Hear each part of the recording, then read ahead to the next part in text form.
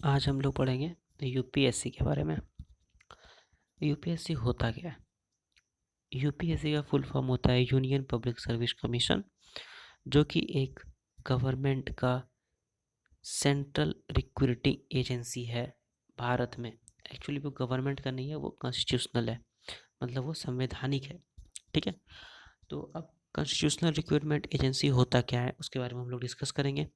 पर सबसे पहले जान लेते हैं कि ये कॉन्स्टिट्यूशन के किस भाग में इसका उल्लेख है, किस भाग में इसके बारे में बताया गया है।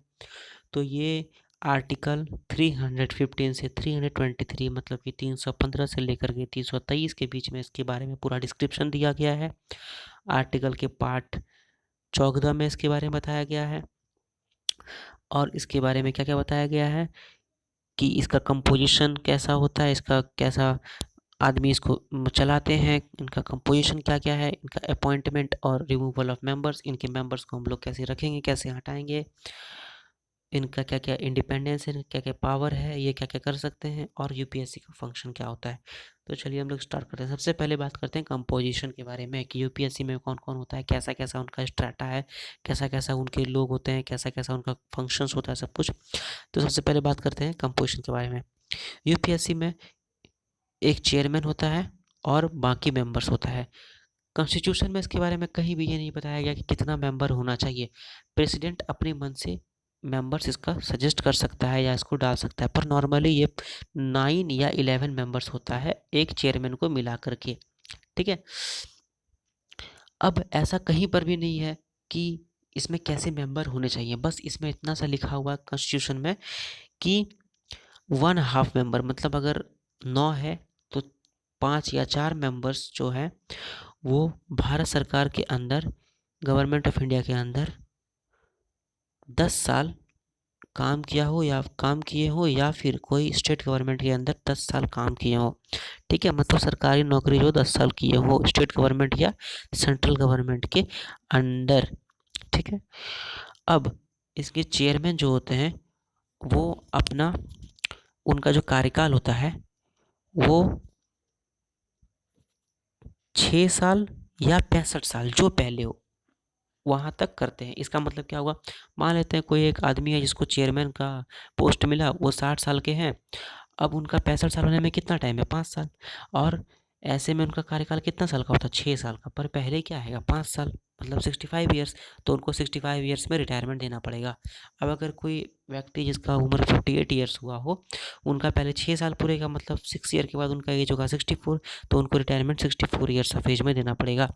ठीक है, अब प्रेसिडेंट जो है वो एक किसी भी एक मेंबर को यूपीएससी का एक्टिंग चेयरमैन अपॉइंट कर सकता है। कैसे अपॉइंट कर सकते हैं, अगर जो चेयरमैन है उनका ऑफिस खाली हो गया हो, या फिर चेयरमैन जो है वो अपना फंक्शंस नहीं कर पा रहे हो, मतलब वो बहुत ज़्यादा बीमार हो या कुछ भी उनका कोई भी रीज़न हो, उनके कारण अगर उनका फंक्शंस नहीं हो पा रहा है चेयरमैन का, तो कोई भी मेंबर को प्रेसिडेंट चेयरमैन नियुक्त कर सकता है।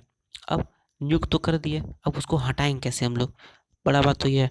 तो हम हटाने का भी कुछ प्रक्रिया है, कुछ प्रोसेस है। सबसे पहला क्या है, एक प्रेसिडेंट ही हटा सकते हैं यूपीएससी मेंबर को। अगर वो इंसॉल्वेंट हो गए, मतलब वो नीलाम हो गए, वो उनके पास कुछ नहीं बचा, वो ख़त्म हो गए हैं, इंसॉल्वेंट हो गए, तो उनको हटा सकते हैं।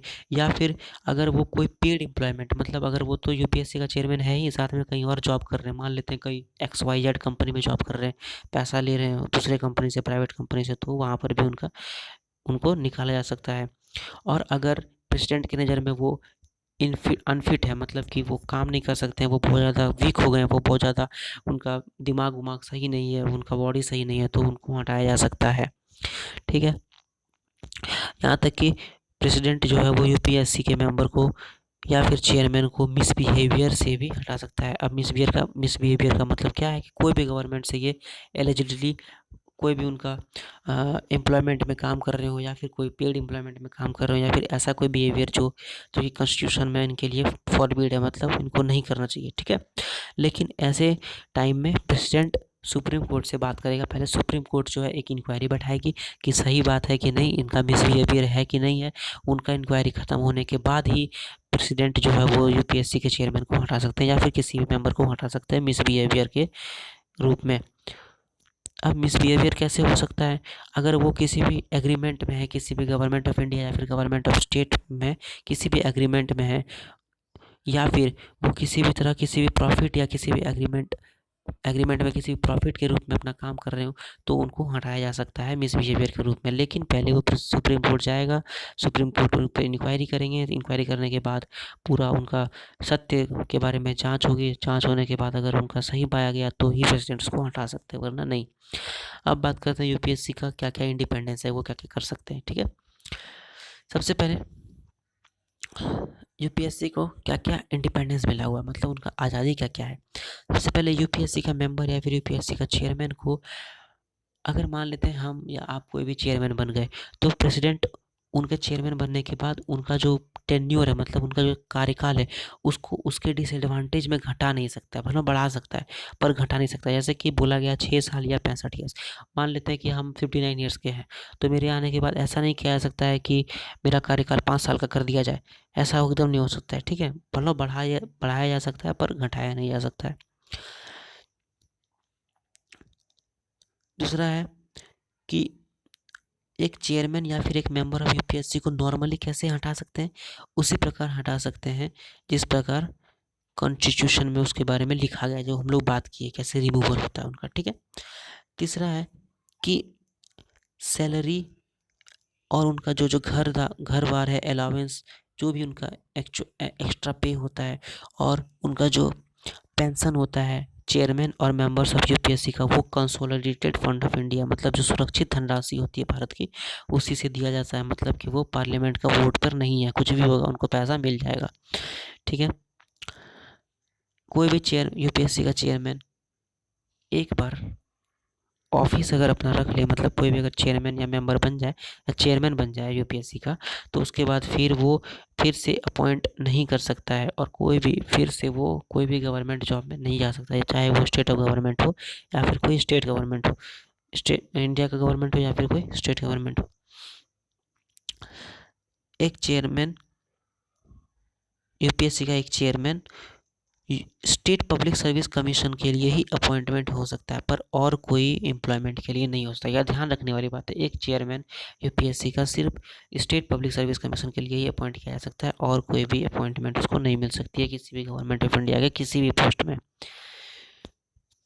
और अपना पहला टर्म करने के बाद यूपीएससी का चेयरमैन या फिर मेंबर दूसरे टर्म के लिए एलिजिबल नहीं होता है, मतलब दूसरा टर्म वो नहीं कर सकता, बस एक ही बार ज़िंदगी में मौका मिलता है।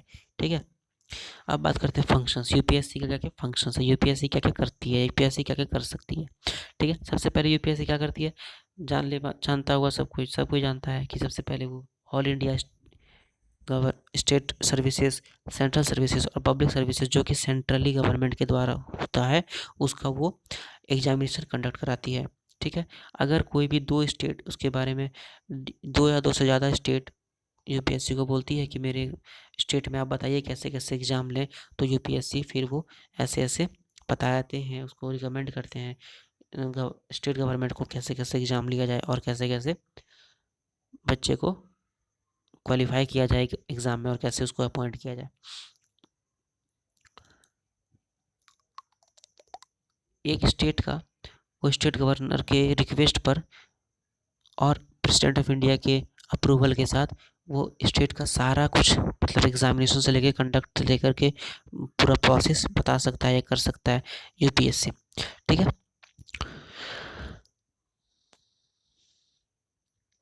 यूपीएससी हर वो मैटर्स जो कि सिविल सर्विसेज का या सिविल पोस्ट के लिए रिक्रूटमेंट, मतलब उसका भर्ती के लिए जो जो प्रोसेस होता है सब कुछ वो कर सकता है। कौन? यूपीएससी। ठीक है, और यूपीएससी ट्रांसफ़र करने के वन एक सर्विस से दूसरे सर्विस ट्रांसफ़र करने का भी रिकमेंडेशन कर सकता है। बहुत सारा यूपीएससी के अंतर्गत बहुत सारा डिसिप्लिनरी एक्शन, मतलब अगर डिसिप्लिन में आप नहीं रहेंगे तो आपके खिलाफ एक्शन लिया जा सकता है। जैसे जैसे जैसे आप पर सेंसर किया जा सकता है, आपको रोका जा सकता है, आपको रैंक में नीचे किया जा सकता है, आपको सर्विस से हटाया जा सकता है, आपको रिटायरमेंट दिया जा सकता है। तो ये सारी चीज़ें यूपीएससी कर सकता है।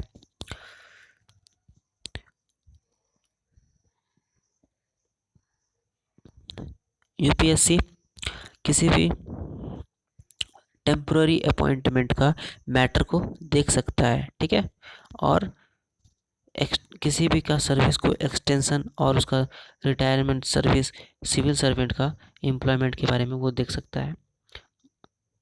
अब बात करते हैं हम लोग लिमिटेशंस के बारे में कि यूपीएससी का क्या क्या लिमिटेशंस है, ठीक है। सबसे पहले गवर्नमेंट अगर कोई भी चीज़ करती है तो यूपीएससी को नहीं पूछेगी किस चीज़ में, या नहीं उसको बताएगी, या नहीं पूछेगी किस चीज़ में। किसी भी बैकवर्ड क्लास सिटीजन्स को फेवर करने में, किसी अपॉइंटमेंट में किसी को उसको जैसे कि एक्स्ट्रा उसको माइलेज देने में बैकवर्ड सिटीजन्स को, उसके बाद शेड्यूल कास्ट शेड्यूल ट्राइब्स को सर्विस में डालने के लिए, ये सब चीज़ों में supreme court government of India जो है वो यूपीएससी से नहीं पूछेगी। ग्रुप सी ग्रुप डी के सर्विस में भर्ती करने में ये सबसे नहीं पूछेगी, ठीक है।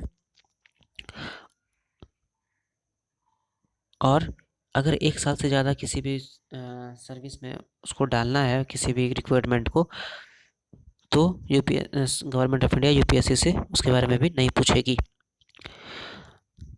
अब बात करते हैं रोल। यूपीएससी का रोल क्या है? यूपीएससी का रोल है, कॉन्स्टिट्यूशन में इसको बताया गया है, UPSC is the watch dog of merit system of India. मतलब ये देखने वाला है कि मेरिट, इंडिया के सर्विसों में मेरिट वाले बच्चे घुसे, ठीक है।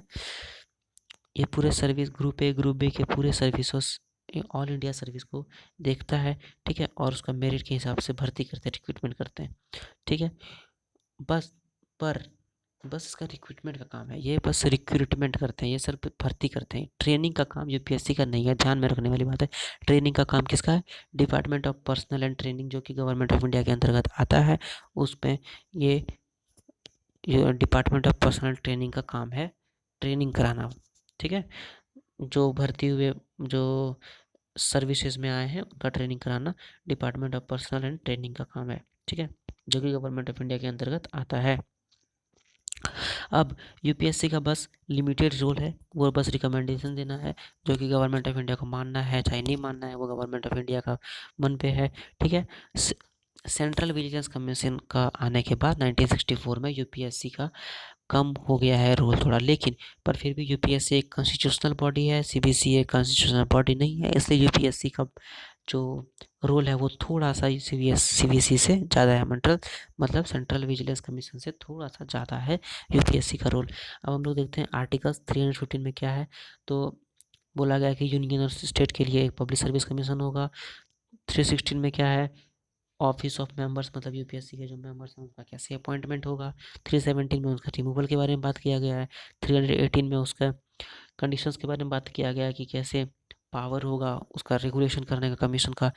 आर्टिकल 319 में प्रोहिबिशन के बारे में बात किया गया है कि कमीशन को सच मेंबर्स को कैसे हटाया जाए। आर्टिकल 320 में ये पब्लिक सर्विस कमीशन का फंक्शंस के बारे में बताया गया। आर्टिकल 321 में पब्लिक सर्विस कमीशन का फंक्शंस को कैसे बढ़ाया जाए इसके बारे में बताया गया है। 322 में आर्टिकल 322 में पब्लिक सर्विस कमीशन के खर्चे के बारे में बताया गया है। आर्टिकल 323 में पब्लिक सर्विस कमीशन का रिपोर्ट्स के बारे में बताया गया है। तो आज के लिए बस इतना ही। कुछ क्वेश्चंस है जो आपको करना है। आपको ये करना है कि यूपीएससी कैसे सीबीसी से आगे है। दूसरा नंबर, सेंट्रल गवर्नमेंट कैसे यूपीएससी का बात नहीं मान सकता है कभी कभी। तीसरा नंबर, जो रिक्रूटमेंट होते हैं सर्विसेज में ग्रुप ए ग्रुप बी में, उसको कौन ट्रेनिंग देता है। चौथा नंबर, यूपीएससी का बारे में आर्टिकल कहाँ से कहाँ तक बात किया गया है। पाँचवा नंबर, यूपीएससी के नॉर्मली कितने मेंबर्स होते हैं चेयरमैन मिला करके। और छठा नंबर, यूपीएससी के मेंबर्स को कैसे हटाया जा सकता है। बस इतना ही आंसर लिख करके कमेंट्स करें।